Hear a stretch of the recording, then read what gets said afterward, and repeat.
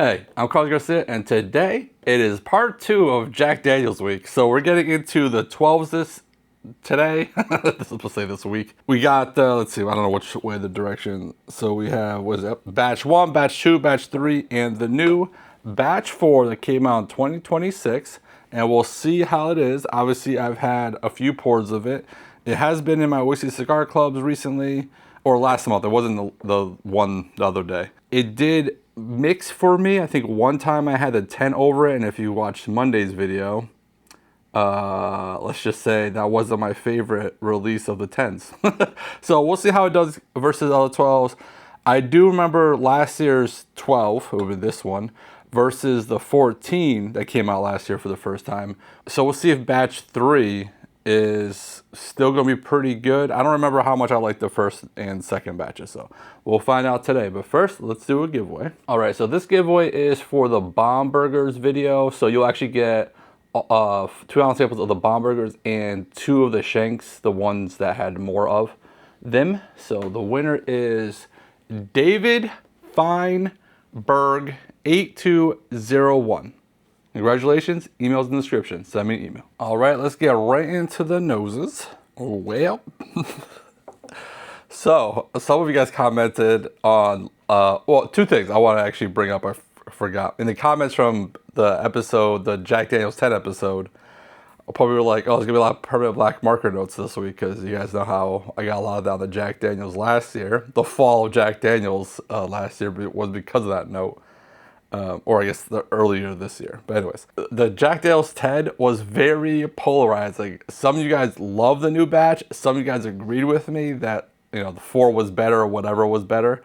And that the batch 5 wasn't that good. So it's crazy how much of a difference those comments were. Usually it's more people are agreeing with me, but I haven't watched any reviews on the 10 that I remember. So I wasn't sure how other people were talking about it anyways, but in the comment section there, it was definitely like kind of all over the place. Obviously, some other people liked it because there was definitely some comments that were saying how, oh, other people have been saying really good things about it. So I am sorry, just a little too thin for me the other day, but you know, we are gonna try it again on Friday. Now, let's get to this one. So the nose on A, red fruit, dusty, crayon, peanut shell, oak. Unique, I would say it's obviously the crayon note isn't like a good note. It's kind of like an off-putting note for me, but I can see how this might be something unique that people would like to have just because of the uniqueness of that. But it's the nose. We don't get too crazy on the noses. So, but yeah, that was a weird nose. Not my favorite. Let's go with that. It's going to be on the nose. All right, the nose on B. It was doing so good too. Red fruit, intense. It was significantly better than A. Oak, marshmallow, vanilla. And then I got a little bit of that slight permanent black marker note. And the reason I was even saying it before was the kind of the crayon note on A. I was like, oh, I didn't get a permanent black marker note. And then immediately I get it. Let's go to C on the nose. Wow, right away I get the permanent black marker note. Okay. Focus. So this was an interesting nose because right away, like I sniffed it and I said something. Then obviously I did my nose and called that out. But a slight permanent black marker note. I actually wrote permanent black marker, but the more I nosed it, it became so slight that I put slight permanent black marker.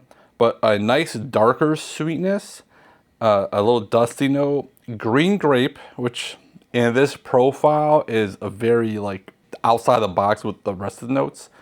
But it wasn't bad. It's a good note. It's a little different. And some dark chocolate. Decent nose. I did like that. Again, if that permanent black marker note isn't intense, it's fine. It's just when it gets too much. Too much. Okay, let's go to D. All right, D on the nose. Red fruit, permanent black marker, oak, peanut. The permanent black marker was the strongest probably on D out of them all. So I didn't write slight for it because it was a significant part of this nose. It wasn't as complex either. That's the noses. Let's get to my favorite part, the tasting part. Let's go to A. I mean, A was pretty freaking good. Really, like it didn't get, it's funny because I do, if you haven't been around for a while, you know, part of the tasting experience is a nosing. but I put so little stock into that, and like when I score things, because they can be so different, and I care more about the actual drinking aspect of it.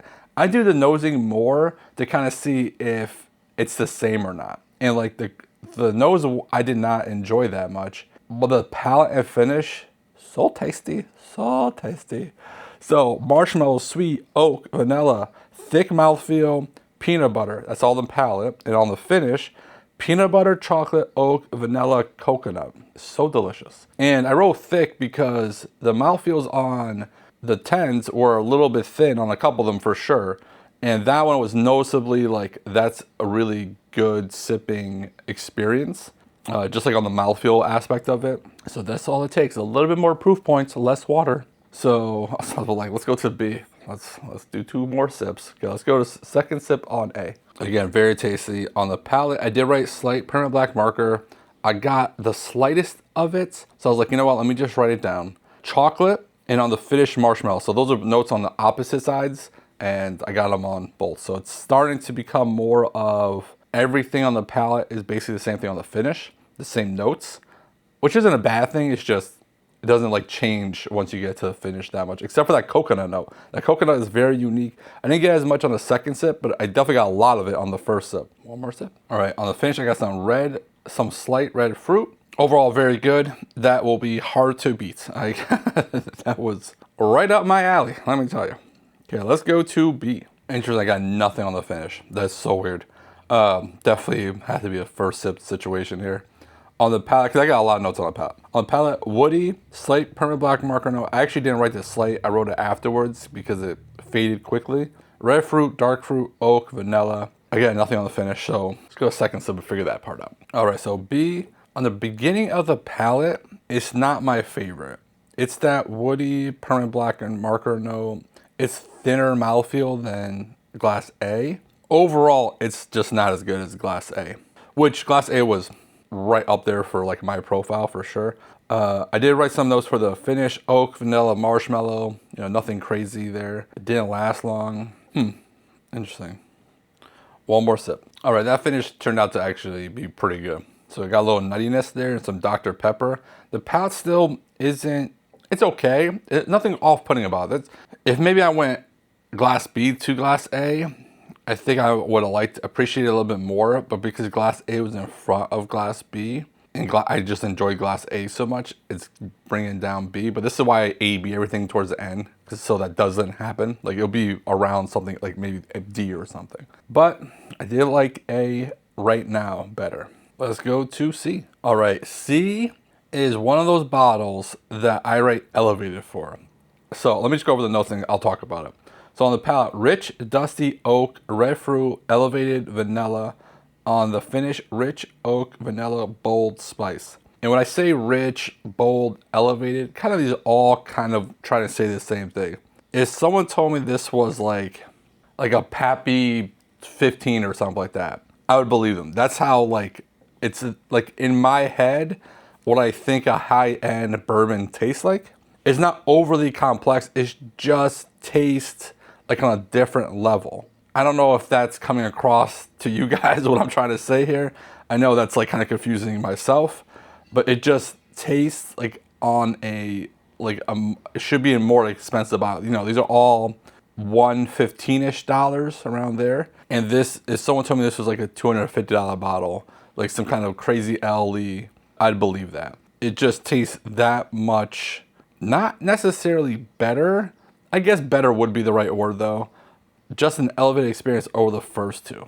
Let's see what happens on the second sip. Man, that is so good. And I think what I'm trying to say, I was like, I was on the second sip thinking about it more.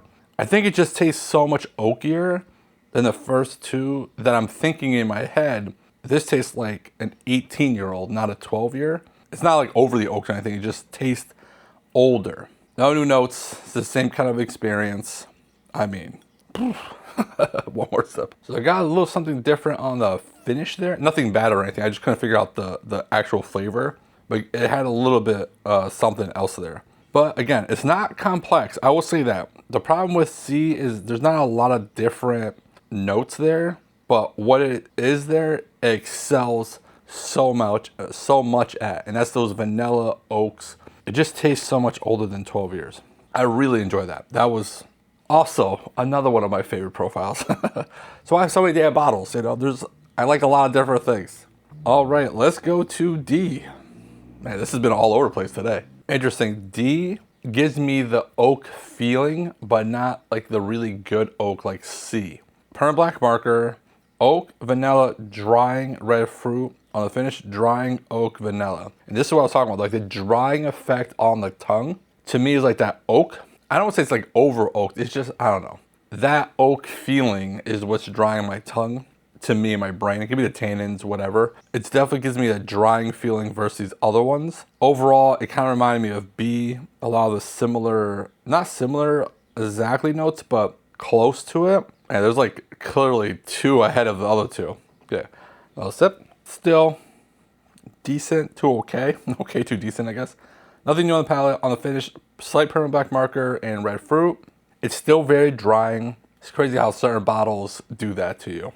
Okay, one more sip. All right, nothing new. Still drying. So that's that. Definitely when I get back into the AB, these D and B are definitely gonna be AB'd right away.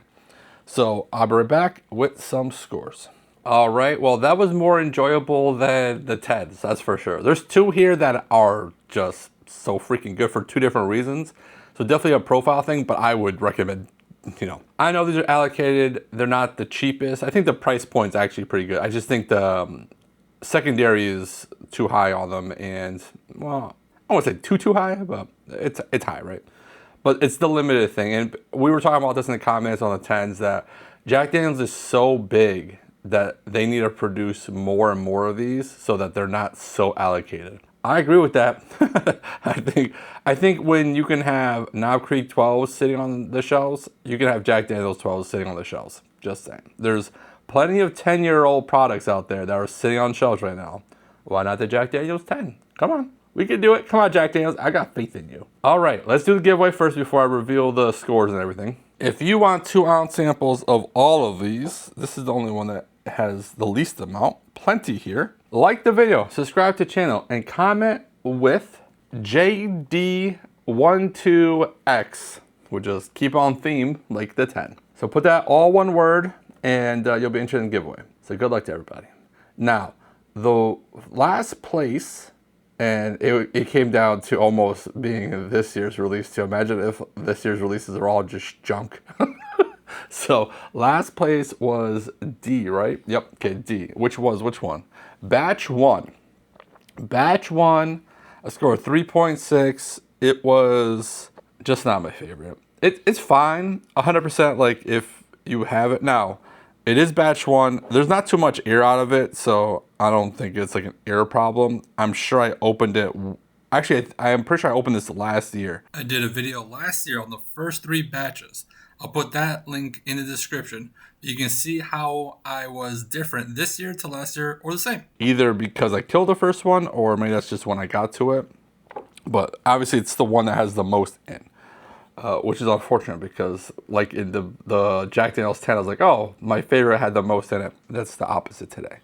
So in 3rd place was B, which is this year's release, batch 4, which is unfortunate because I didn't really like this year's batch 10, and I'm not in love with the 12 of this year either. But I scored a 3.75.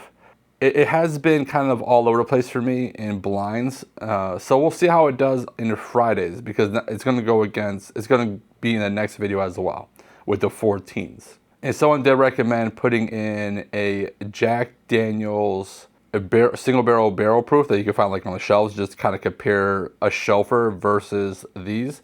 So I'll probably throw that in on Friday's video too. So it'll be the 2 14s, this 12, and this year's 10.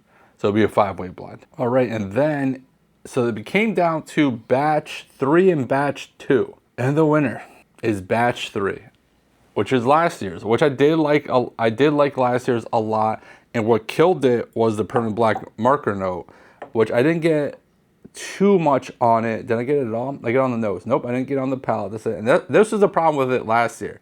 Sometimes it would do really good, and then sometimes I get the permanent black marker note too much. And, you know, maybe amongst itself, it does a lot better, but when you compare it to other things, it draws out that permanent black marker note. So the 12 from last year was my winner with a 4.25.